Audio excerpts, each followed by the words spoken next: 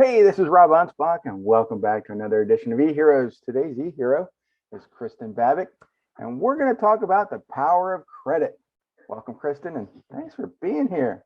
Well, thank you. I appreciate it. So, off air, we had this whole conversation about just about everything in the world, and we were trying to figure out what we were going to talk about because Kristin is this powerful loan officer in Houston, Texas, right? Yep, Houston, Texas. And so then we got to talking about not only the housing market and loans and credit. And I thought, you know what? Credit is something every entrepreneur probably battles throughout their entrepreneur journey into deciding what they should borrow, what they shouldn't, and does the credit score really affect you as an entrepreneur? And let me tell you, it does. Because when you're trying to borrow money and your credit score looks like your IQ, you're done. Yes, it does. Absolutely. No, it's very important. Very, very important. A lot of people don't realize that or have the education or anybody to actually train them or teach them about credit, what they need to know about it. So yes, I absolutely agree. So what are some of the tips that anybody, regardless if you're an entrepreneur or not, can do to improve your credit score? Well, of course, not max out every credit card that you have. That seems to be one of the greatest things that everybody loves to do. I have 10 credit cards. I'm going to use all of them. I'm going to use all the highest utilization, and they wonder why their credit score is a 469, right? Can't do that. Keeping all the credit cards. In my very first business, going back to 1995, I mean, I lived on credit cards to get that business off the ground for about 3 years until I had adequate income coming in that I could start paying the credit cards back. And I don't think they really cared for me for a couple of years, but I got them paid back. You know what, though? A lot of people do that.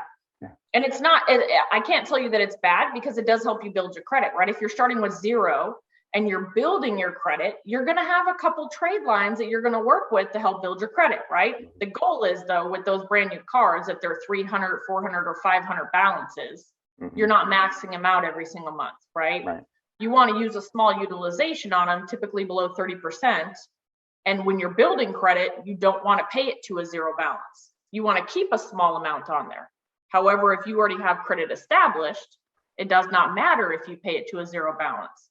So it's all in the utilization, and people don't realize that. They think, I'm going to take out 10 or 12 credit cards, 15. I saw somebody one time with 23 credit cards, and I almost had a heart attack. Wow. Because this poor person did not realize the impact that they were doing to themselves by having all of these credit cards. And you don't need those to have a healthy credit score by all means. Right. So please, gosh, don't do that. You don't need 23 credit cards. And if you do, start paying them all off and start closing those. Because that's definitely out of control. People have to reel that back in. If I can't afford to pay the bill, I probably shouldn't buy it. And I made the mistake of paying down all my credit cards to zero balances and then not using them for 6 months. And that kind of destroys your credit too, because then I think, well, either this guy can't really handle credit, and so he paid everything off, or he doesn't have any money, so let's not lend him anymore. Right. And so it does help them. It's just because of the algorithm. They changed it a couple of years ago, and the algorithm that they have, they see more of a disciplined borrower if you can keep a little bit on that credit card itself rather than paying it to zero itself, right? Then you gain more points. But so, just like what we were talking about, you had them at zero balances, and then you started using them a little bit here and there, and then all of a sudden the credit score shot back up, which is great. Yeah, that's what it's going to do. Yes. And you had, and most of them tell you anything below 30% is great. I keep mine around 1%, and people are like, "Don't you use your credit card?" I said, "No, I still use them. I pay all my bills with my credit cards. I just pay them off usually every week or once a month or however I have it scheduled. So it looks like I'm using them, but at the end of the month, I clear them out." Right. Absolutely. Use them for points, gain all that money for points, things that can help you travel, go do things with your family, help your business, of course. Right. Yeah. And then just pay it down. Absolutely. But, to carry 23 credit cards is insane because my wallet only holds 3 or 4 of them at a time anyway. So what are you going to do with the rest of them? Put them in a drawer? You'd be surprised. This is where the whole, I went to TJ Maxx today, I'm going to save 10%. I went to Home Depot, Lane Bryant, anything. Mm-hmm. You do not need a credit card for every single store. I promise you. Right. Can't afford to buy it. You probably should not have 23 credit cards. And It's just not healthy. And it puts you in a bad position. You're not setting yourself up for success. Well, that's the biggest problem. Right. And here, from a security standpoint, from because I've written books on scams and spams and all kinds of garbages. Every time you fill out one of these credit forms just to get a $20, $30, or whatever discount is off these grocery store or in that clothing stores, you're giving somebody your information. Absolutely. You don't know who they are. They could be skimming that, copying that. Next thing you know, they're taking out loans in your name. So I'm always careful about who I give my information to. And if it's a banker like you, or someone who's going to be processing that loan for a house or something, of course I'm going to give you. But a total stranger and like TJ Maxx, I don't know them. You'd be very surprised. Yeah. If it like here's a good one, right? If somebody calls you and says, "This is the IRS," please verify your social security number, your name, and your birthday, right? Mm-hmm. The IRS does not call you. Right. Do not be giving this information out to people because they're scamming you, right? And people don't realize the IRS is not going to call you. They really aren't. I mean, literally, they just paper push all the way to your house. But yeah, you have to be careful. Definitely, take care of yourself. Identity protection if you have a chance to do it, or I can always recommend one as well. I do that just to make sure that I can keep track of that, because there's so many things that revolve around credit. And if you ever have a problem with credit itself, where you have somebody who steals your identity, or medical identity is a big one that's going on, where people are stealing other people's identity to make sure that they can pay for medical items for their family and their children. That is a very big one. So you definitely want to watch that and take care of it and hold that very near and dear to you. But yeah, people they just don't realize they got to take better care of that, and do not just hand out your birthday and social security number to somebody on the phone who's calling you. Right. I mean, you could probably write a book about that. And here's the thing: we all have these phones, and every time I go to the doctor, out loud, they're like, "Can I get your social security number?" I got like 30 people back here. They could all be recording that information. I'm like, can you have a piece of paper? I'll write it down and give it to you. I'm not.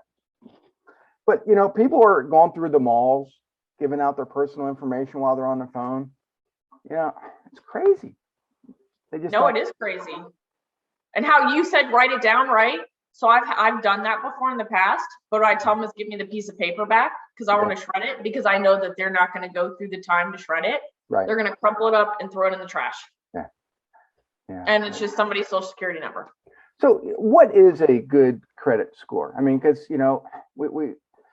I see these, and then I think there's two different structures. There's the top limit of 850, and then you go to another thing and it's a top limit of 900. I know they're kind of the same, but I have never seen a 900 credit score. I have seen an 854. Mm-hmm. Absolutely. I've also seen a 469. Now listen, I've seen close to 400, but you have to work really hard to get that. Really hard. Really, really hard. But no, the highest, you've got that 850. There's not a lot of people that really fall into that category of that 790 to 830 range. Right. Typically everybody falls, everybody's different, right? If you look at everybody walking around the street, everybody has a different credit score. So it's like a little credit score right above their head walking around, right? On which one everybody is. But for the best rates, whether it be, and you've got your home insurance, your car insurance, even the soft pulls there. If you're looking for a mortgage, ideally you would like to be 745 and above, because you don't have any loan level pricing adjustments from Fannie or Freddie. Yeah. So that helps. So of course, the higher the credit score, the better the rate. And that's going to be on everything in your life, whether it's, mortgages or credit cards or whatever you're applying for that you're financing. Yeah. And entrepreneurs or anybody borrowing money is already struggling. you know, and when they have a poor credit score and then they go to borrow money and they're like, oh, it's 29% interest.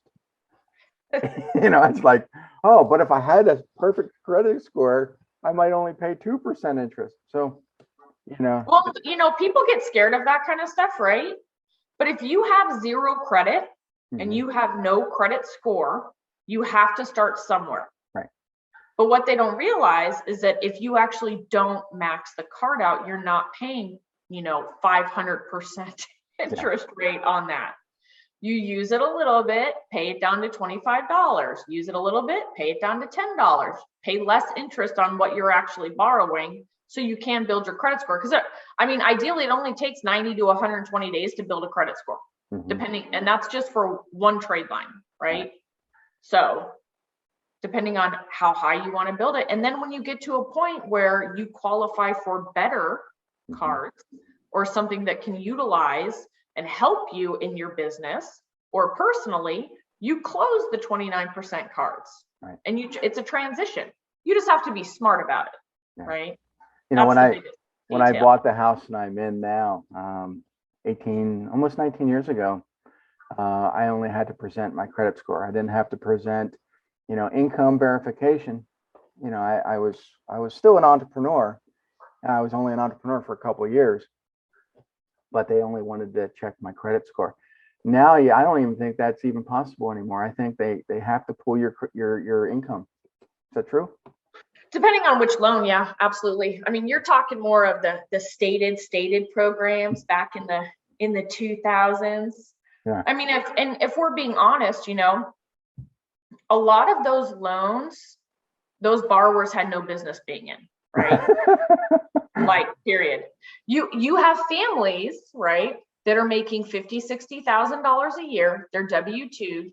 They're not receiving large sales, like commission checks, bonus checks, right? They might have small children. Those individuals on those fixed incomes should have never been buying $400,000 or $500,000 homes on adjustable rates. Yeah. It's just not smart.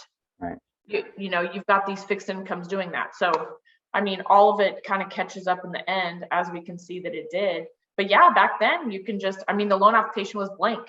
Yeah. It literally was just a credit pull. It was your name, your social security number, your birthday, and everything was blank, literally. Yeah. Now you can't do that. No. There are more streamlined processes, absolutely, depending on the loan type itself.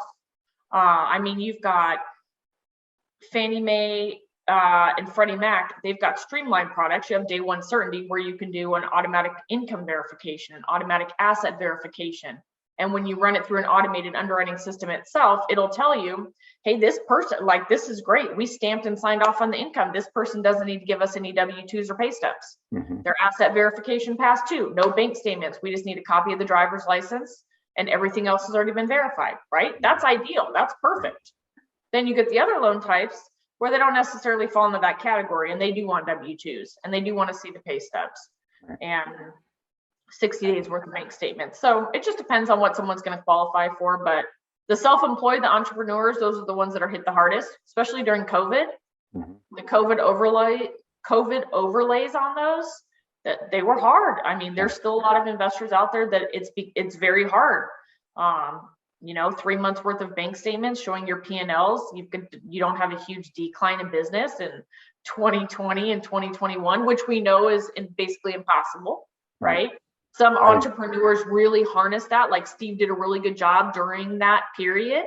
Mm-hmm. Others did not. Yeah. They suffered and they didn't know how to get themselves out of it, right? I was fortunate. And now they're coming back. I was fortunate. My business increased during COVID, and because everybody needed marketing help. Uh-huh. It was great.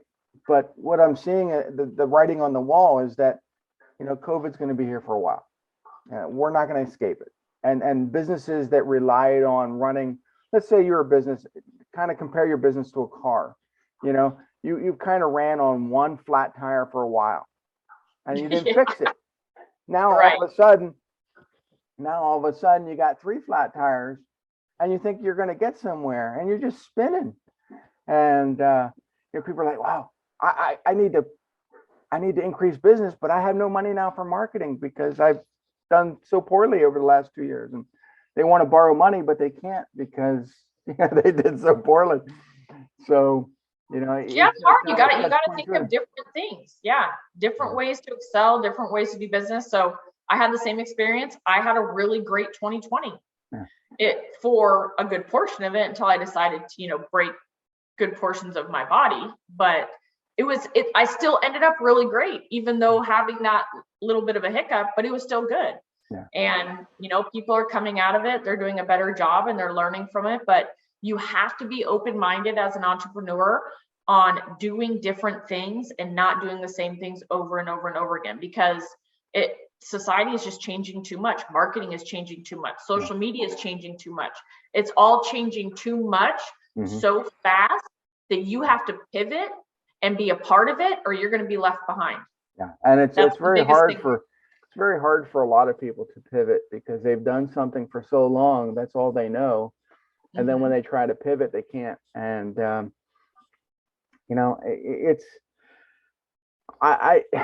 I'm fortunate that, we live in a society also that is training a lot of people through the military. My son's in the Army, and they have some great, yeah, they got some great structured programs, like the VA helps them buy a house, and I don't think my son put any money down to get his house in El Paso. So I love the VA loan. You know this. Yeah. My heart's with the veterans. Yeah. It's just it's a fast process, and they make it easy for the soldiers. I mean, granted, the soldiers should get paid a lot more money for what they do, but at least there's programs out there that helps them, get into homes. Oh, absolutely. No, it's a great product. And, the biggest thing so I see it from both sides, right? You have a portion of veterans that come out of the military, right? And they're entering civilian life, and they don't really know a lot about their benefits, right? And so you teach them as a loan officer, as a community, realtors, all of the individuals, right, can teach them. Then you have the other ones who do know how to utilize it a little bit more, right? The biggest problem when it comes to actual veterans purchasing and VA loans is the actual housing market itself, because veterans are the most discriminated loan type in the entire housing market, period, hands down. If a veteran goes and presents an offer, 1 out of 5, 4 of those realtors are going to say no to a VA loan because of all the misconceptions. They don't know enough about the VA loan, or they have heard so many bad stories from other people that have done them, or they're thinking of the past, right? Bad stories. We're talking, 10 years ago. I mean, even 6 years ago. It has changed so much in the last couple of years. And it's such an honor to be able to help veterans with the VA loan because they deserve it. And all the time I hear this from agents, and I'm calling them, presenting and talking to them about the offer that was presented. And I tell them, this is a VA loan. We go through all the options, right? And one of the first things that I hear out of their mouth, and it makes me crazy every time, it just makes me cringe, is we want a buyer who has more skin in the game. And it literally makes me cringe, because how do you tell somebody, a man or a woman who has fought for your freedom, for you to have a life, to do whatever you want, for you to spend time with your family and your children, to do all of these things that you love, but they didn't put enough skin in the game in order to get an offer accepted on a home. Personally, they put more skin in the game than anybody else out there. And that should be the first offer that you're looking at. So that's a big part of, what I do is educating the public and the realtors and the community and the veterans, because nobody should be discriminating against veterans, period, at all. No, and yet they do it, and they get away with it, and it's irritating. But I think there needs to be programs out there that actually will help entrepreneurs, buy the properties that they deserve, but it most of the time you go to buy, you try to get a loan and they're like, oh, you're an entrepreneur, you have no provable income. And you're like, yeah, but you're like, I do, I just write it all off. Yeah. It's like, You're like, it's zero. It's zero. No, you've got several products out there, the non-QM products. You have bank statement loans, which is a great avenue for self-employed entrepreneurs, right? Because it's going to add up all the deposits over a 12-month period or 24-month period, and you divide it, and that's the income that you've created, right? Now, not all deposits can be used, right? If there's some miscellaneous ones, there's questions about certain ones, they might not accept those ones, and those ones will be thrown out. But you do have those available, right? Those are pretty much the bigger ones that entrepreneurs want to do, as long as if you are writing off all your income. Then you have the other ones who don't write off all their income, or depending on if they file everything on their personal with the Schedule C, if they're doing corporations, if you have K1s, it just really depends on how that person is paid on which one you're going to do. Is it better to do a straight conventional loan, or a, conforming or non-conforming, or do you need to move over to the bank statement loans where it is going to help you? And that's where a lot of entrepreneurs sit. A lot of realtors sit there too, doing the bank statement loans. When I was going through my first business, I always kept my wife's credit, perfect, even though I destroyed mine. And it took me a couple of years to rebuild it. But by having at least one person in the house with perfect credit, I could always get more money.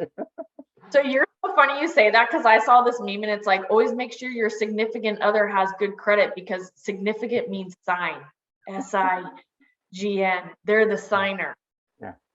Absolutely. I mean, when you destroy both of them, man, you're in deep shit, but But you know what the great thing is? You can fix it. Yeah. It takes time, but you can fix it. You can definitely fix it. There's always a way up. You just have to be willing to do it. So we're in this crazy housing market. I mean, when people are looking at houses and they go and they approach you and they say, well, we need a loan. And then you say, well, how much do you need? And you're going to pull a valuation on the home. Well, an appraisal. And the crazy market right now is like 30-40% over what the appraisal is. And, can you give them the loan, or they got to come up with more money? Oh, you could. Well, it depends on how you write the contract. Yeah. So you're correct. Everything's increasing. It has increased. A lot of different states, you're going to have these waivers, appraisal waivers. So of course, if you're financing, you're going to have an appraisal done on the property. Financing is going to be based on the actual appraisal itself, what that actual value is. Now, if you have a $200,000 home and it appraised for 200, but you wrote a sales contract for 250, and you did a partial waiver, which means that the home had to, appraise for whatever the amount is you put in the contract, let's say 225, then in that case, you can decrease the purchase price, right? If you have a full waiver and you don't care what the appraised value was, you're willing to pay 250 no matter what, you're coming to the closing table with an extra $50,000. Yeah. So it all depends on the way that offer is written, whether it's a full waiver, a partial waiver, or no waiver. So some people don't, they get a little bit scared, putting down a little $10,000 to $20,000, $30,000 above those values. But I mean, it's happening. I have one right now. The sales price is $749. The appraisal came in at $680, and they're gladly able to give that additional money to meet the sales price. Yeah. I mean, people want a house so bad. They're willing to pay 50% over market value. And it's like, I understand that you want the house, but to spend, $100,000, $200,000 more than what it's worth, does it really make sense? Most people say, yeah, whatever. I'm like, not to me. Yeah, so to me, it does not make sense in all occasions. Some it does. It just depends on, what it is. Like, I've run into families where they're going to overpay for this property to be in a certain school district because it's also next to a hospital that one of their children has to be at, right? So there's certain occasions where it's like, okay, I understand why this would make sense for you because it's going to be a long-term hold. It's something that you're going to hold on to, right?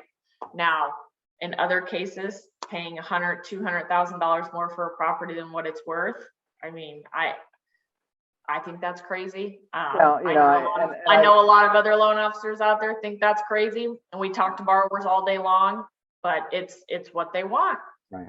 Now, if the buyer is coming from, like say New York or California, or even some places in Texas, and moving into like my area where our housing market is a lot lower, of course they're going to have double the value of their home in New York to come in here and buy a home.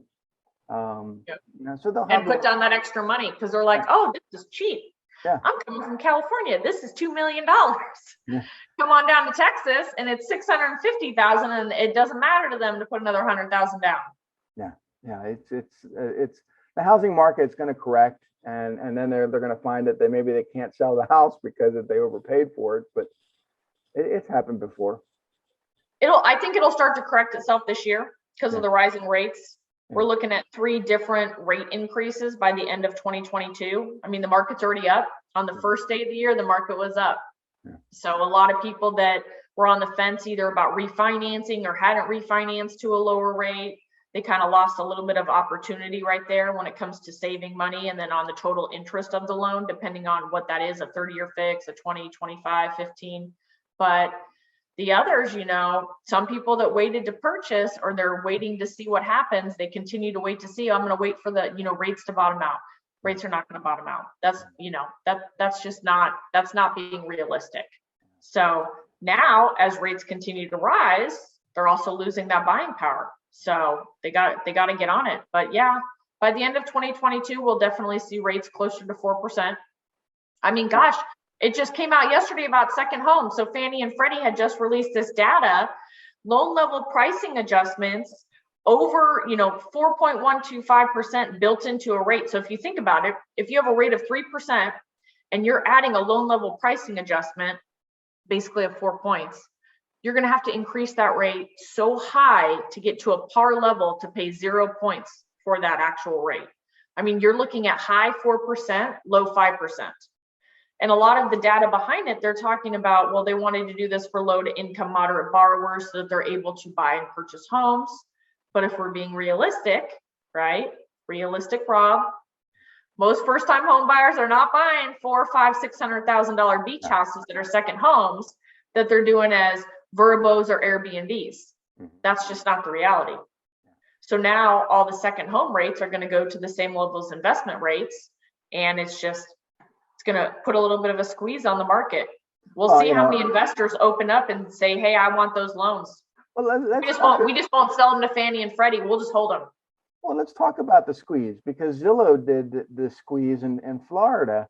And I don't know if they did it in Texas or any of the other states, but in Florida, they tried to capture the market and buy up these homes and then either reflip them, put them on rent to own sites. And, they overpaid. And, absolutely. It happened nationwide. Yeah. And then they started laying off all their sales force. Yeah. So how does that affect? Does that affect, your ability to loan any money? Does that affect, when you go to, people are buying these homes and they're like, well, this was a former Zillow home. We can't appraise this at what it's supposed to be or what they're wanting. So, I mean, it's going to come back to a couple of things, right? So let's say Zillow bought a house for $300,000. It's worth $270,000.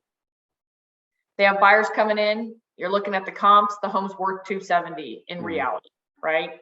Somebody might offer $270,000. Somebody might come in and offer $280,000. Say, I'll pay $280,000 and pay $10,000 more than the actual sales price. No problem, even if it appraises for $270,000, right? Now, depending on the area and the borrower, the likelihood of them getting that extra $30,000 that they originally bought at $300,000 depends on the area, depends on the state, depends on the city, what's going on in the actual housing market at that time, right? However, if you fall into the category where you don't meet those, you're taking a $30,000 loss or a $20,000 loss on thousands of properties. So it's going to come either, would they go into foreclosure? Probably not. We don't have a crystal ball. We don't know what's going to happen. Are they going to be sold at a loss? Absolutely. A good portion of them are going to be sold at a loss. So it's just kind of waiting and seeing what's going to happen with all of them. Right. And I know a lot of people who have bought second homes in markets like Orlando because, being close to Disney World, and they turn them into, rent rent a week homes, basically, you know, on Verbo or Airbnb, and a lot of that market has dried up, and a lot of these people are selling their homes because COVID basically decimated the amusement parks, and so they couldn't get renters to rent these places, and so they can't pay their mortgage. So, you know, they turn around and so, you know, when do buyers tell you up front this is what they're using the second home for, and do you try to talk them out, or you try to point them in the right direction? No, you know, it kind of depends on the investment side. Absolutely, they'll tell me. On the second home side, at least where I am in Houston, a lot of these individuals that are buying second homes, they're going away for the weekend down at the home in Galveston, right? Or Corpus, or you know, somewhere where they're buying a second home and they really are using it for a second home. And then you've got the other side that's investors, you know. So it just depends. Now, whatever happens after somebody purchases, you know, we don't really have control over. Of course, read your documents and you know things you're not supposed to be doing. I'm sure that things happen that you're not supposed to be doing, but at the same time, so it just depends. But the investors, absolutely, you know, because you get a lot of money for that. You have great rental income coming in on those if, you know, if that's what you're marketing and you're collecting that income on your tax returns, because you can use that to qualify and do things with, right? But it just all depends on what their goals are for home ownership and what they're looking to do. Yeah. So how do people get a hold of you? Where do they go? How do they find you? They find me, well, of course, Kristin Babik. Call me always on my cell phone, 303-818-7505. You can find me on Facebook or Instagram, LinkedIn. And I'm getting ready to launch a new series for our veterans called the VA Nugget Bucket. You'll know a little bit about it from Steve. Oh, yeah. You remember his Nugget Bucket? Yeah, I won it, but there was no way I was getting it on the plane. So I gave it to Ed. So Ed's got it. So I talked to Steve. I asked Steve, I said, Steve, can I have your permission to launch a series for the Nugget Bucket? He's like, sure, I really want you to keep the name, right? And I was like, well, I am, but I'm calling it the VA Nugget Bucket. So I'm going to have a Nugget Bucket for veterans and for realtors. And it's for anybody who wants to write in and ask questions about a VA loan, minimum property requirements, anything about the actual VA loan, so we can start educating the public a little bit more. And you're going to do TikTok, right? And you're going to point at words up in the sky. Yep. And then I'm going to point down here and say, the VA mortgage gal. It's my new hashtag. I just got it. I love it. VA mortgage gal. The VA mortgage gal. Because I love educating. I love our veterans. I love fighting and helping individuals that have fought for our freedom. Absolutely adore it. My brother's a Marine. Hoorah. Love helping. Hoorah. Love helping the community. We got to take care of them. Absolutely. Yeah. They're the backbone of this country. And you know, your favorite writer, I mean, he writes these funny books. I know this guy every day. He's my favorite. I love him. Yeah. You're the best. Such a wackadoo. You are a wackadoo. But I love it. This is what makes Kristin a hero. And so all you guys that are listening, I hope to see you on the next one, and we'll catch you on the next episode. Adios.